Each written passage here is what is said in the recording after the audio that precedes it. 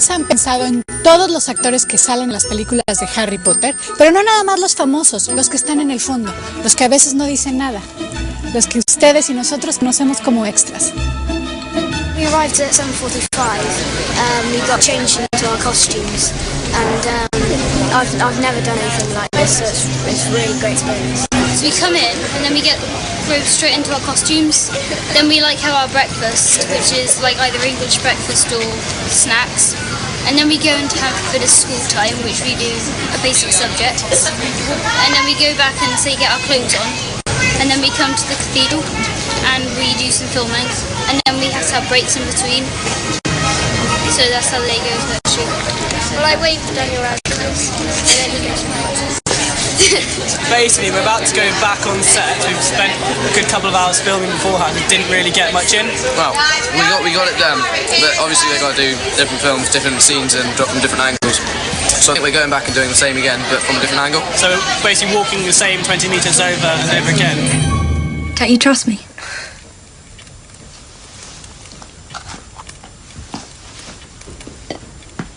It's good. Just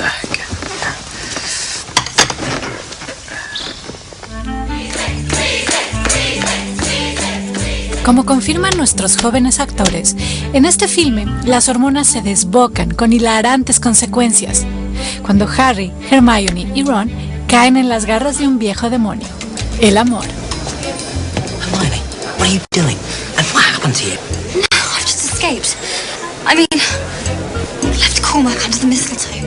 You've got the sort of carnal delights of Ron's relationship with Lavender Brown, but on the other side you've got the sort of very much sweeter, kind of much more tender Harry and Ginny relationship, which is much more all that sort of classic English kind of romantic, unspoken love, very kind of love and atomic cholera. I can't say anything, that sort of thing. But it's been great fun to be able to do that, but it also I think is balanced out very well by Ron's relationship, which is it's pure physicality. It was a little bit weird at first, but a few because obviously I'd only just met her as well. We'd only known each other for a few days, so that sort of made it a little bit more uncomfortable. But but it seemed to go all right. After the first few, we did about sort of 10 takes.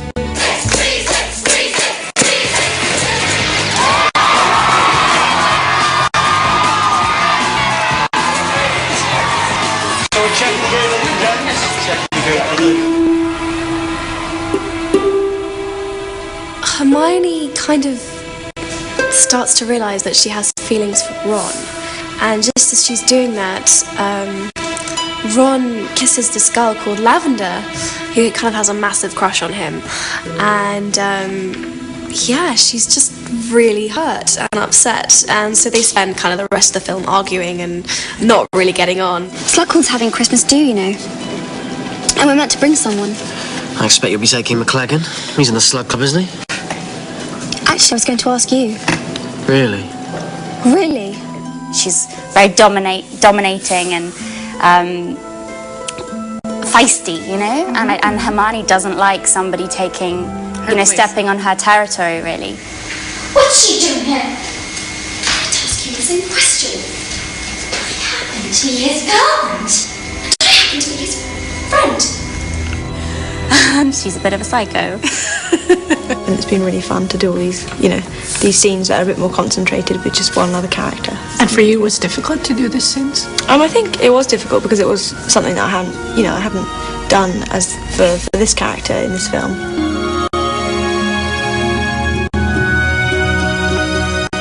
Mientras los amigos de Harry están preocupados en los asuntos serios del amor, aquel que no debe ser nombrado y sus seguidores están ocupados tramando algo.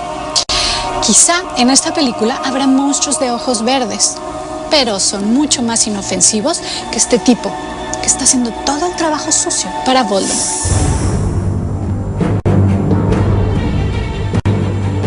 He's actually a man, Fenrir Greyback, he's actually a man, even though, he has werewolf characteristics. I'm not transformed. We moulded his head and started sculpting.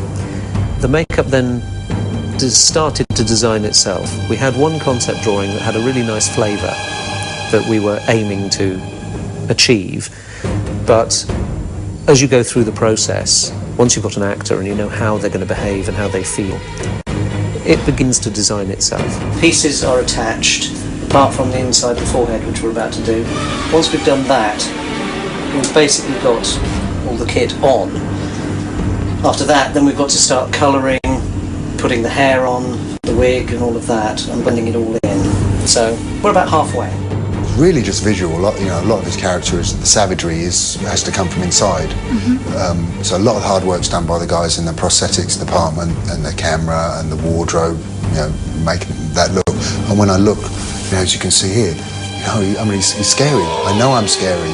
First time I saw him was in the woods, and I saw him fully dressed walking up towards me, which was rather intimidating to say the least. It took me about 3 days to say hello. Yeah, really? Yeah, he's terrifying. He can't smile very much because his face is quite, stiff. Yeah, relatively, and he looks like a real unpleasant guy.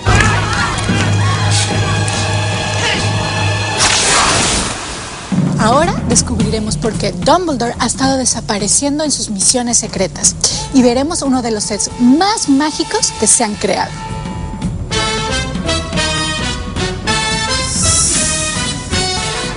Estamos en uno de los callejones más importantes del mundo, el Callejón Diagon. Hemos visitado sets increíbles, pero creo que dejamos el mejor para el final, porque vamos a ser los primeros muggles en entrar en la tienda de Freddy George. Sortilegios Weasley.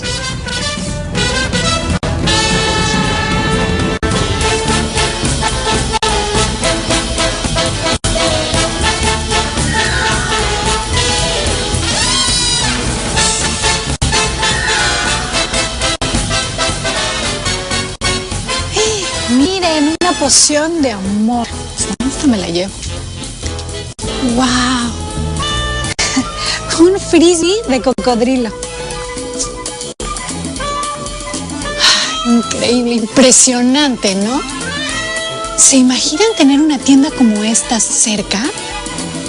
¿Qué clase de regalos le estarían dando a sus amigos en Navidad?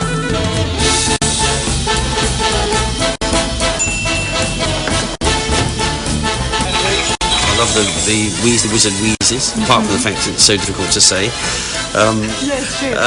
That's a very extravagant set in terms of imagination-run riots, which the art department have made just a sensational job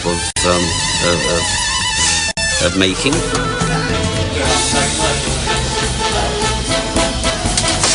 Into the cauldron, handsome! We have a giant 17-foot Weasley twin in their shop, which has to take its hat off and do various things. Yeah, we built it practically.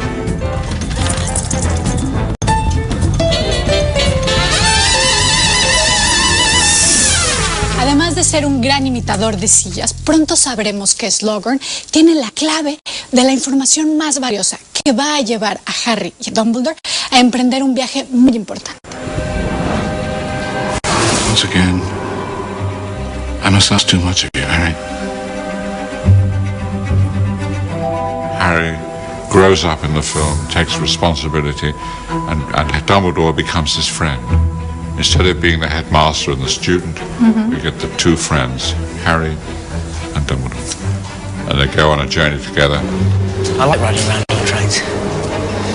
It takes my mind off things. Oh, unpleasant to behold, isn't it? The tale is thrilling, if I say so myself. But now is not the time to tell it.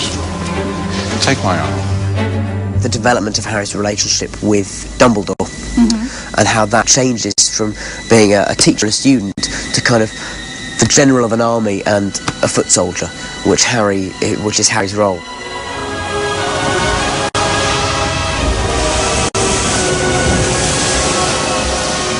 It's really, I think, the beginning of the end of Harry's journey, that moment, and it should be very profound and very moving, of huge importance to Harry. There are obviously some really challenging sequences, like the scene in the cave, where Harry and Dumbledore go in search of something called a Horcrux.